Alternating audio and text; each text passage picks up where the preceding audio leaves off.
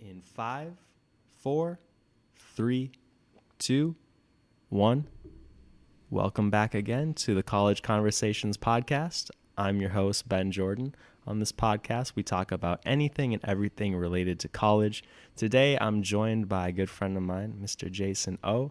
Jason is, like the previous episode with Jonathan, we all met in a Japanese class last year. And how's it going, Jason? I'm going good. Today is a little rough. Today's a little rough. Yeah. Well, I hope this podcast makes it better. But today we're talking about passion and music, which I know is heavily related to you because you are big into music and it is your passion. I mean, what do you have to say about that?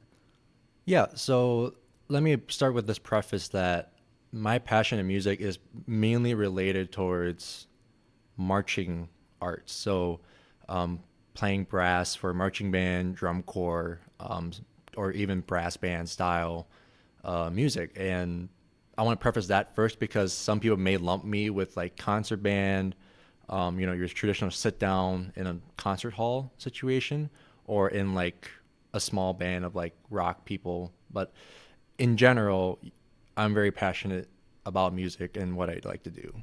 Gotcha. So did you get into like marching band in high school then? Yeah. So it's gonna be a little long story then. So I been doing concert bands, so like sit down bands since fifth grade, and that's when like I first started in Minnesota. I know in each state it's different as well, but I started in fifth grade in your traditional concert hall or like auditorium style band, and then from there I joined marching band my freshman year. To be honest, I didn't want to join. My director somewhat convinced my parents to take me to the first day and see how it went. And then from there, I enjoyed it. Did 4 years of high school marching band from freshman to senior year.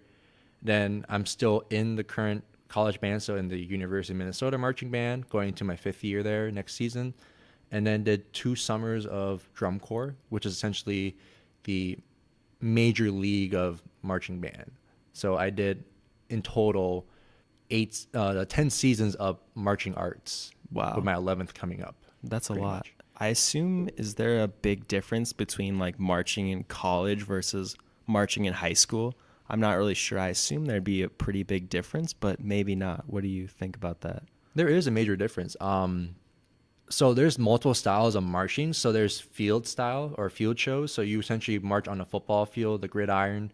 You have yard lines every 5 yards. You have those ticks like hashes where they will set the ball on, and end zones, and that's field shows. And then there's also the parade style where you just march parade style. And then in Minnesota, there's a version of parade style where you pretty much put a field show onto the streets and then get judged by judges to win, essentially. So for me personally, when I was in high school, we just did parades straight up. So we did parade marching. We did some of the competitions as well in parades. But then once I got to college here, like my first day at camp, I was like, we don't do parades. We do field shows. Right. So for me, it was a learning curve. And for some others who did field shows and converted to field shows in the college level, it was just an easier transition. But I think the most difficult is if you never played in a marching band before and do not know any of the terminology, and you just show up like first day at camp, you're like, I have no clue what I'm doing. So like there's like 3 different levels I just explained there. I was in that middle level where I had some experience, but coming into it, I was like still new. And what instrument are you playing? I play trumpet. Trumpet. Okay. So I imagine then like half of the things that you're worried about is when you're doing the field shows, it's not just about playing then, is it? It's more about like, because you're moving around. Is this like the ones... I've seen the cool YouTube videos of like, I don't know, it's Ohio State or something where they're making like shapes on the field. Is that the kind of stuff you do? Yeah. We usually don't talk about our rivals, but I still have mad respect for the Ohio State marching band. So we do the same thing here at Minnesota, or most college bands do the same thing. So you do a halftime show where you'll create forms. We call it drill, of forms of like characters, shapes, or even characters or write outs or spellings or words on the field to convey your show. We do that here. But what people don't know about Minnesota is that we have one of the longest pregame shows in the entire collegiate football or collegiate marching band level. Our pregame is 18 and a half minutes long. And we essentially do traditional school songs, complex forms and shapes, and the Star Spangled Banner for the anthem when we raise the flag. And I would say I did not know that fact coming into Minnesota, but being there and experiencing it and being there for the last 4 years was great. So yes, we do. Back to your first question. Yes, we do field shows with different shapes, similar to Ohio State or any other college band. But the way how Minnesota does it makes it a little bit more unique, especially with the history behind it, and it's fun, I would say. Interesting. I didn't know about that, and I imagine too, being in the marching band, from the people I know that are in it, it almost seems like a full-time job, because I know you guys practice a lot, and for a lot of the year I know you practice too, but I also know that you develop like really tight-knit groups, I think, within the marching band, just because you're around those same people for so long. I mean, do you have like certain tight-knit marching band like friend groups that you're a part of, and is it a lot of work, like I said, like a full-time job? It's kind of two questions in one. We'll start with our schedule. So your regular schedule for before school, so our preseason stuff, so before school starts, you move in 2 weeks before the end, 2 weeks before the end of August. If you're on leadership, you report for leadership training or leadership camp for a 2-day weekend. From there, you have a day off for prep and resting, and then our rookies move in. They learn 2 days worth of fundamentals about technique and how to play, how to be in the proper posture for 2 days. And those are I would say 16-hour days. Wow.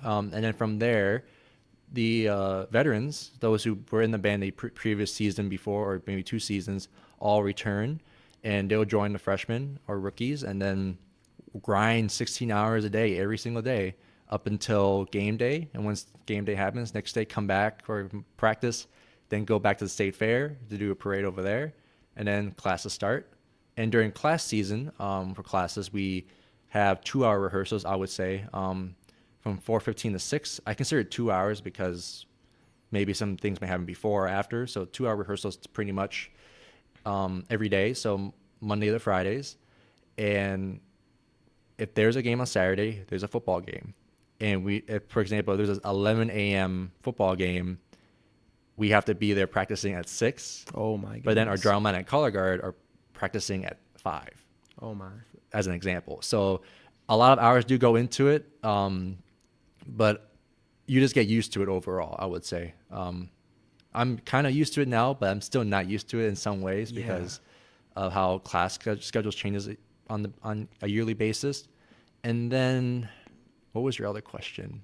My other question is about the tight-knit communities. But yeah, those 16-hour days, that just sounds, I mean, to someone like me who's not part of, has never been part of a marching band or something, it's just like, what? Like, I imagine 8 hours would be a long time, but 16 hours, it's just mind-blowing to me, the amount of work that goes in. But I know it's an intense thing that you guys do. Like you said, with the long pregame shows, I know there's got to be a lot of preparation for everything.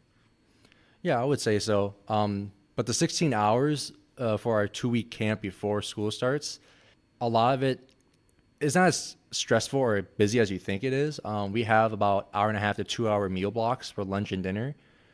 And then there is usually 12-hour days. So we're pretty much from or 13-hour days, so from 8 to 9 kind of deal. Mm-hmm. The reason I added a couple extra hours because some days you will be doing additional work. For me, I'm on leadership, so I do extra work before and after. And also since we're college kids, we're dependent on ourselves, so we actually hem our own uniform pants, for example, too. So there's that maintenance of our instruments and equipment. So it's not just constant practice, but you're also learning to self-manage yourself, but also self-manage others. in your own environment, in that environment. So yeah, there were pretty long days, but we get plenty of breaks. And we also have a model that if you have to step out because you don't feel great, like either to heat exhaustion, or you feel sick, you can always do that. Like, That's nice. That's good because that they have that. that's also another stigma about marching band drum corps as well, that if you're not feeling great, you're supposed to suck it up and stay in there. Well, no, your health is the main priority. So if you're just staying there just because you want to stay in there because your fear of getting booted out or getting chewed out at, no, step out, take a breather, drink some water, and once you're good to go, come back in. Yeah, you don't want to end up overheating and like fainting or something. I don't imagine that happens on a super hot summer day. And then also, I imagine it's super competitive to get into the marching band. I mean, how much competition goes into that? Is it a rigorous process? Like, is there sort of like interviews and like auditions, or how competitive is it to get in? It depends. So let's start with, if you're a freshman or a transfer student and you're coming in as a rookie, like you're brand new to the band in terms of like roster, you will submit an audition. It's just music audition for brass and woodwinds. So like me, I play trumpet. Submit an audition video. They'll review it and then they'll get back to me with my how I did, if I got in or not. It was that simple. Were you super worried you weren't going to make it in, or were you pretty confident that you had it in the bag? I was confident, but the way then again, when I finished that video and when I submitted it, I was like, oh, that video kind of sucked. Yeah. But then I got the email saying, congratulations, you made it. And I was like, oh, thank God. Yeah, that's awesome. But for trumpet, it's not that hard because essentially the trumpet section makes up a sixth of the band. Okay. So there's a lot of spots. Yeah, because essentially it's a 320 member marching band, and we take about 60-ish spots. Like this last season, we had 67, 68 members in the trumpet section. So I would say it's easier. It's not easy, but it's easier to get into the trumpets. But the hardest places, I believe, is the drum line, because they're limited to how many members they can have, the drum line. And they do auditions not during the summer. Like they do it in the spring, and they make you come in and do an audition with your prospective instrument. Wow. Like, okay. For example, or another example is flute and piccolo.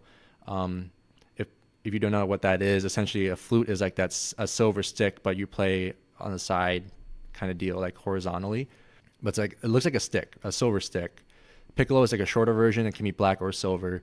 And that section is also hard to get into. Like those two sections are what I've heard and seen new auditionees get like cut because they were just that close, like just so close to making it. They just got beat up by someone just a little bit better. So auditions, it depends. Some places, some areas and instruments are easier, but then others are like smaller groups and limited positions are hard to obtain. So it can be hard or easy depending on which instrument you're trying to get into. Yeah. And what are you majoring in right now again? Majoring in psychology and minoring in Japanese. Okay. So you're not majoring in music, but it is your passion. So is this a passion that you just see as a hobby, or what do you plan to do after college? Do you want to somehow try to make music into a career, or what's the end goal with that? Well, it started when I was wrapping up my last year in high school. My directors always harked on, keep being in music, even though you're not there to be a music major or music education major or music therapy major. Just keeping music as a way to be your own. So for me, I found playing in band and with my trumpet or an ensemble situation to be stress relieving. Like I get to be there, have fun with my fellow bandmates or music mates, and then, have very funny group chats and send each other memes and playing our hearts out on our instruments. That was the passion I was looking for when I came to Minnesota. Gotcha. And I certainly got it. Like coming in on the first day, I was like, wow, I get to be part of this amazing group, which I thought was going to be strict because when I was in high school, we were a military style marching band. So it was a little bit strict of how we did things there. So when I came to college, it was more carefree, but we still had a very high level of performance coming out of us. So like some days we may goof off a little bit, or like maybe not pay attention some days. But when we get onto the field or onto the streets for performances, it's always at our 100% best performance we can make it as it can be. So that was where my passion was. Like, yes, I am a psych major going to psychology as my career path, but I find music as my stress reliever, as a hobby as well. But it's just fun, like, to be honest. What year is this for you in the marching band then? For the U of M marching band? This wrapped up year 4. I'm coming back to year 5 next year. Okay. My last year. Next year's your last year? Yeah. Is that sad? Yeah, but also that's a lot of time. I don't know. Like, I'll be honest. Like, once band's over, I don't know what to do. Yeah, I mean, it's taken up such a large part of your life, definitely. And I like that you said that it's like a stress reliever, because that's cool. I mean, it kind of explains why you're doing it. But I was gonna ask, like, do you do this because, like, what's the reason you do it for? And I think stress relief is really cool, and I know a lot of people find that in playing whatever kind of instrument or just singing in general. So that's cool. So yeah, next year's your last year then. You don't know what you're going to do after. Well, I have an idea. So right now my career path's either taking me to PhD grad school or going to work right away. And then, of course, like, assuming 8-hour days a day, and you should have like an evening to yourself, like, I don't know what to do besides like binge watching K-dramas, other TV shows or movies on Netflix, or having fun with you guys, going out to eat or boba. I have an idea where I'll stay in music. 2 options. One is staying in the marching community, music community, and being an instructor or teacher. So like be on an instruction level, like 1-to-1 or like a smaller group level, to help those in marching band or drum corps to better their technique, better their playing style, so they can achieve greater things. Or the other, or being in a brass band, so a small group of guys or gals playing our instruments to our heart's content at like events, or just jamming out to practice with each other in a garage somewhere. So that's what I'm looking forward to in the future. But you don't know what it holds. Yeah, that's definitely a good idea. I think you should stick with it. I mean, yeah, for me, I was never too into music. I was only in band for 1 year, actually, in middle school. The first year in middle school, I was in band and I played the trombone. But after a year, I don't know, I didn't like, first of all, carrying around the trombone to and from home and school was a pain in the ass. 4-foot long case. Yeah, it was like a 4-foot long case. I had to take this thing on the bus with me and carry it around and worry I wasn't going to like smack someone in the head with it and whatnot. The instrument itself was all right. I don't know. I mean, I didn't get too good. I think the trombone it's all right. I think maybe a trumpet would have been nicer, easier to carry around. And I just remember like how much spit would get in the trombone too, which was always disgusting. There was like a spit valve at the bottom. I remember that you just open up and like spit would like fly out of it. It was disgusting. But yeah, after that, I think a band for just 1 year, and then I switched to choir because I was like, I don't got to carry nothing around. I just got to sing. Like, anyone can sing. You're not really being judged about it. And then that was that.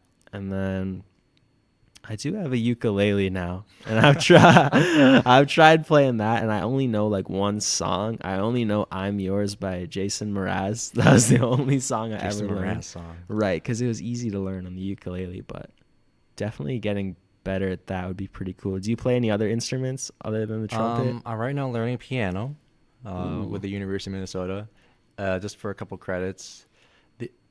Fun fact, if you're a University of Minnesota student and you're a non-music major and you're just looking to learn instruments, the U provides guitar and piano classes on campus. So if you want to do that, I suggest doing it. So far, I'm at the very beginner level of playing piano, but like I've been enjoying it. Like on my off time, I'll just play songs that I like to play or covers. But let's get off topic here. Like, my passion is music. Then what's your passion then? Like, besides being a student or hanging out with friends, like what's your passion in life right now? Like like your favorite hobby or pastime or stress reliever for you? Yeah, so well, definitely doing this podcast is like a stress relief, I think, just because you get to sit down in a controlled environment and really just focus on the conversation at hand. Like, I really enjoy that, and just getting to know someone better, but not just using it to catch up, but yeah, using it to get into a mode. I think when you do a podcast, you get into a mode of like deeper thought where you just have more like conversations that go deeper in thinking. But other than that, I'm really into traveling. And so next fall, I'm studying abroad in Norway, hopefully, which would be super cool. And just every summer, I try to take like a trip. So I'm going back to Japan again in a month just for fun. But other than that, last summer I did a Europe trip, and I went to Switzerland and Poland, which was super cool. But definitely traveling. I plan on being a teacher in the future, maybe ESL or reading or something. I'm teaching a reading at a summer school this summer, so we'll see how that goes to middle schoolers, which will be interesting. But yeah, we'll see. We'll see. Fun fact: I also teach. You also teach? Yeah. So what are you teaching? Two sort of teaching. But so the first one is in youth group, and the other one is teaching in my church. So they're both related to my church. I was born and raised Vietnamese, but I'm also Roman Catholic. So I've spent my entire life since I was able to go to school since 4 years old in the same church community since. Wow. So I never left. Yeah. So I first started in the teaching position. So after I kind of, you can sort of say graduated, but it was like also you just completed your rite of passage to become a Catholic adult, essentially a Christian adult. Mm-hmm. There was a year called a TA class. So the TA class essentially is like those returning who went through that process a year before comes back in a classroom environment, but to be prepped on how to teach, prep lessons, learn strategies of how to teach your faith and religion, but also your Vietnamese culture and language to the kids in our parish or our community. Because you never realize it, but most cases in most church communities, the kids that are there for Bible school or youth group are there 98% of the time because of their parents. Right. So they are forced into it. Yep. So that class is there to help teach us and prep us for those situations, because you never expect, you don't know what to expect from kids these days, especially like when I was a young adult, like 18, when I first got out at 17, how we view things at that time is different from what the current 18, 17-year-olds view, for example. Yeah, so for sure. It's hard to teach, but it was great experience. And then of course I do youth group as well on the day. So if I teach Sundays, our youth group is on Saturdays. So like the youth group is kind of more fun because a lot of kids enjoy it. There's more activities, more games. That we essentially use activities and those kinds of strategies to apply it to what the religion has to say and our culture has to say into your life. So essentially youth group is kind of like the balance between the two of classroom and activities, outdoorsy camp style, like Boy Scouts deal. And then Sundays, which is like your Bible school in a classroom environment. Gotcha. So those are the two teaching things that I do. And, there may be struggles on days, but I don't know. Did you ever get that feeling like there's a kid that's always been like hard against you, like when you try to teach? Not say teach, but like try to get through. Just like in terms of paying attention, or just not paying attention, but like connecting with them. Like if it was a kid, like for example, there was a kid like Johnny, for example.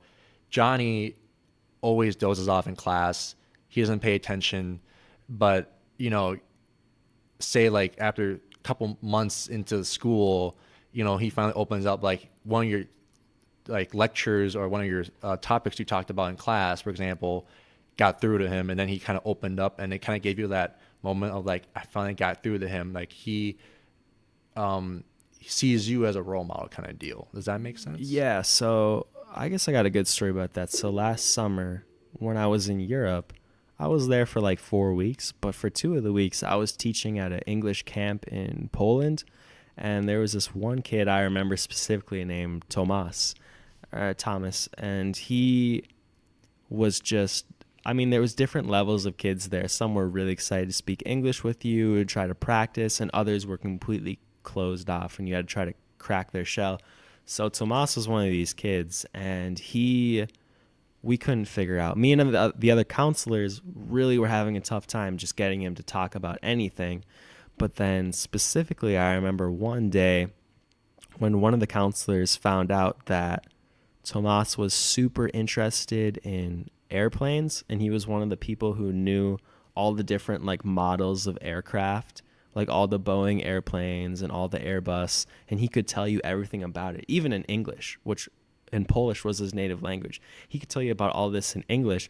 And I remember one of the counselors saying this, and we were like, oh, well, if we're going to talk to Tomas, let's just talk about airplanes and like see where that goes. And then when you would do that, he would just completely open up and like talk to you for just on and on and on about it. So it's just like finding those kind of things. I feel like almost every kid has one of those kind of things, and if you can find that, you can really get them to open up. And not just about that topic. I feel like once he started talking about airplanes, he became more comfortable with the people he was speaking with, so then he was able to like go on to other topics beyond that.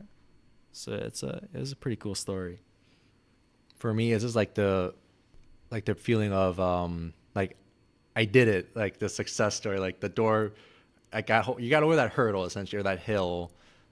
For me at least, like right now I have a class of 56 kids right now. Wow. And these are class. 9th, 8th graders. So they're in pre-confirmation, so like they're getting prepped for the next course, which is essentially like the last year technically for them next year. So that many kids, but for me, like when I was able to get through a couple of kids, because I was able to connect with them through their passion through music, either be marching or orchestra or choir, I was like, yes, I got through to them. And then I was like, okay, we can help these kids even more because they were able to open up. Mm-hmm. And I think that's always been a struggle for teaching no matter what. Like once a kid is closed off, they have to open up for them to be, be part of the community, or like even just talking more, just talking about other things. Yeah. And even for me too, sometimes there's times where you get through to a kid, you find a topic that he likes. Maybe a kid likes NBA, and I've watched NBA and watched basketball, so I talk to him about that.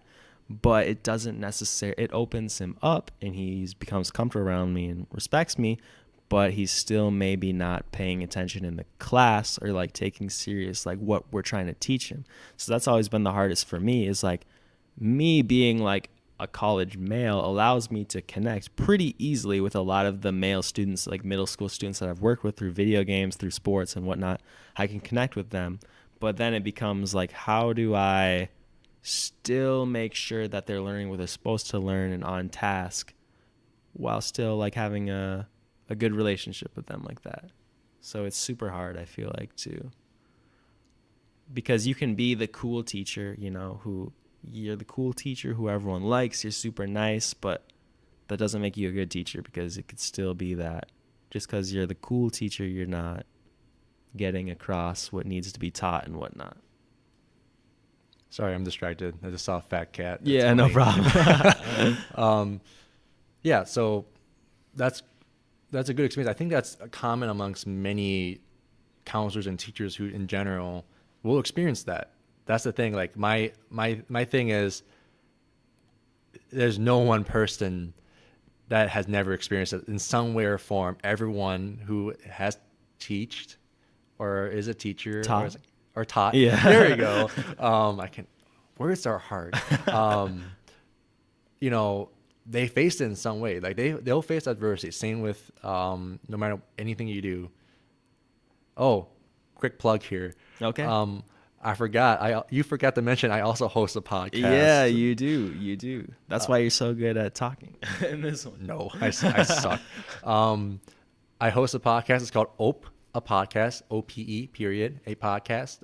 The podcast is a podcast with me and 3 other co-hosts where we talk about University of Minnesota sports. So all Golden Gopher sports that's related to this campus, because we're very devoted fans and follow what they do because we want to win championships and have fun. So if you like sports, I suggest following along to OPA Podcast. Right now we're on off-season mode, but we'll be releasing an teaser right here. We're releasing an episode after the weekend of April the 13th from that Saturday.